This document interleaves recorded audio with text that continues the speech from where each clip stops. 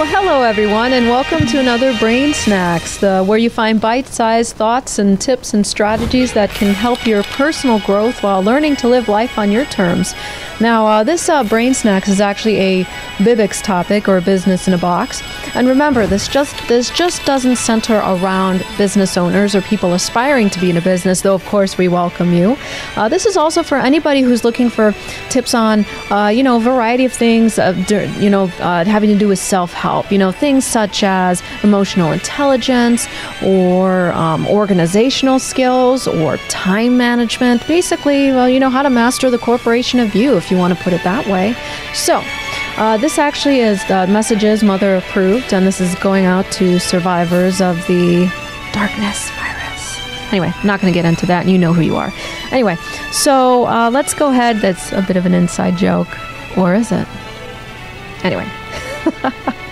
On to the topic. So, and this is actually, this is something that I think the Novi felt very compelled to want to speak about, but he was not available. So I will be offering my perspective on this. And this is more of a piece of advice here, which is free advice is the most expensive advice. And why is that? So we'll explain that in just a minute. May not be what you think, but first of all, on to sponsorship. This is actually self-sponsored, and that is made possible by the Dynexum Project.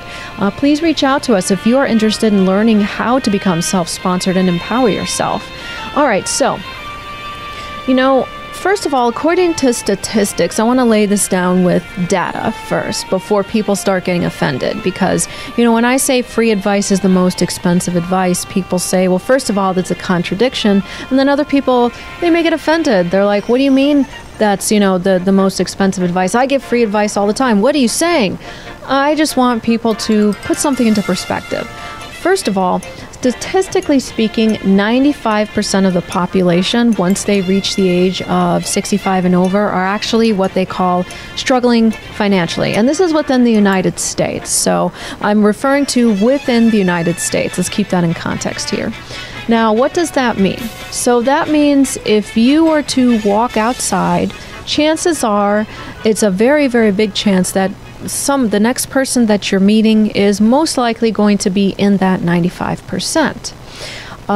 So what does that mean? If they're the ones giving you advice, they do say that if you're financially struggling, why would you take advice from anybody except someone who is successful?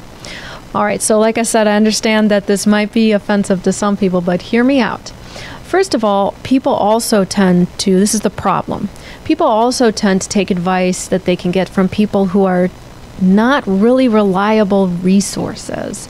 If the trend is only that 5% of the people in the United States are financially wealthy after the age of 65, then the rest of the people, the 95%, like we said, they're struggling financially. So chances are you are getting advice from the 95%. Also, chances are you are getting advice from someone who, at best, they have good intentions, but they don't have the experience that may be needed to help them gain that wisdom so they can really help you succeed and offer some really good, genuine guidance. So for this reason, while we say free advice is very well meant, at best, it is costing you because it might be leading you to further confusion.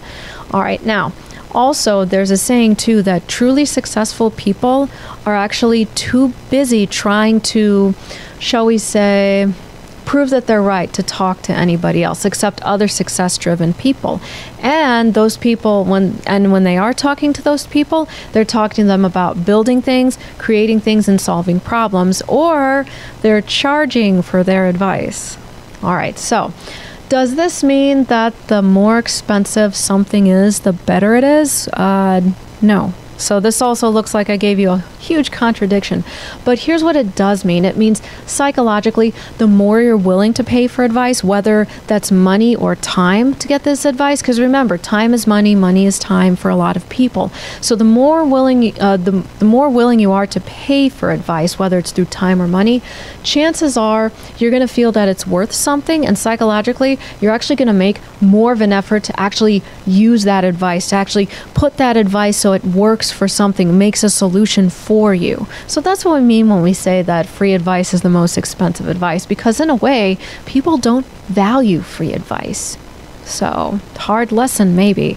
But chances are, in the end, it's really about you needing to make some kind of effort in order to seek out advice that truly helps you succeed, rather than wait for it to come to you. Because chances are, if you're waiting for advice to come to you, it is advice that may not be tailored for you.